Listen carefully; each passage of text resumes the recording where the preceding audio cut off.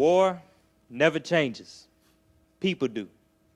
Throughout the history of mankind, people will wage war in all forms, not only in barren lands, lush forests, and dense cities, but in our very homes, our streets littered with the blood of innocents, sometimes children, youth like ourselves.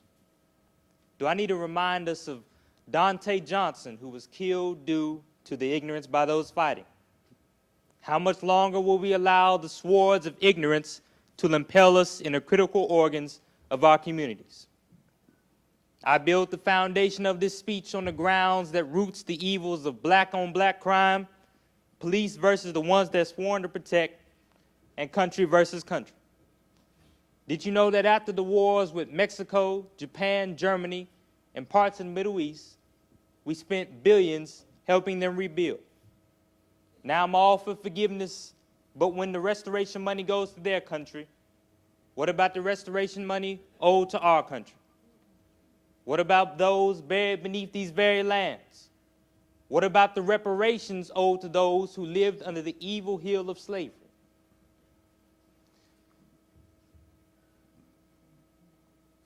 "400+ years, and we're told to just forgive and forget. And after all these centuries of war, we're still feeling the effects of the war today. Our brothers and sisters reduced to communities run by drugs, sex, alcohol, and welfare. How will we eradicate these evils from our souls? In this era of putrid hearts, how will we prevail? Through knowledge. Knowledge is power.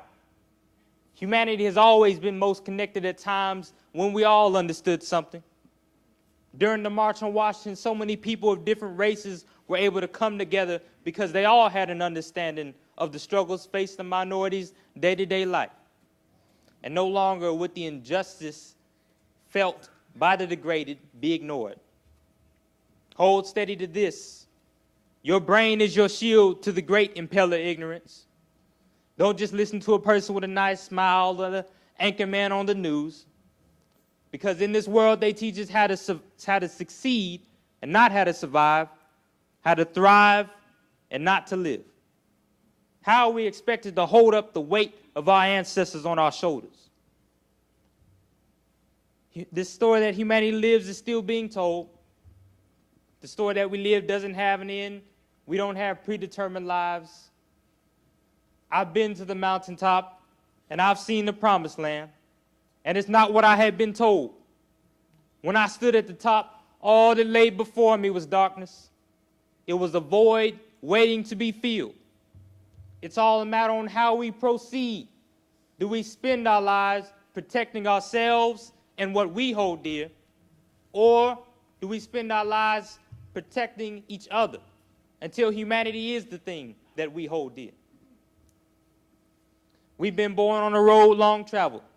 And from the moment that we're born, we're told to watch our backs. How do we live on and move forward when we're too scared to turn our backs on anyone? I don't think we can.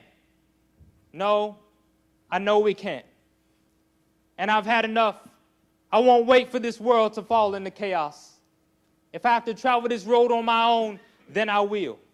If I have to hold up the hopes of others on my shoulders on my own, then I will.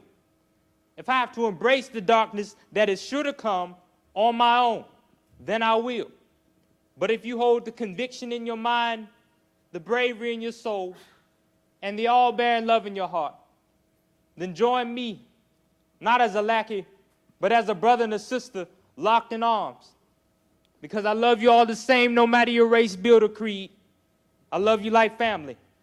And just like family, we must look to our elders for the wisdom to endure. My grandmother has always taught me that this world is scary. It is hard.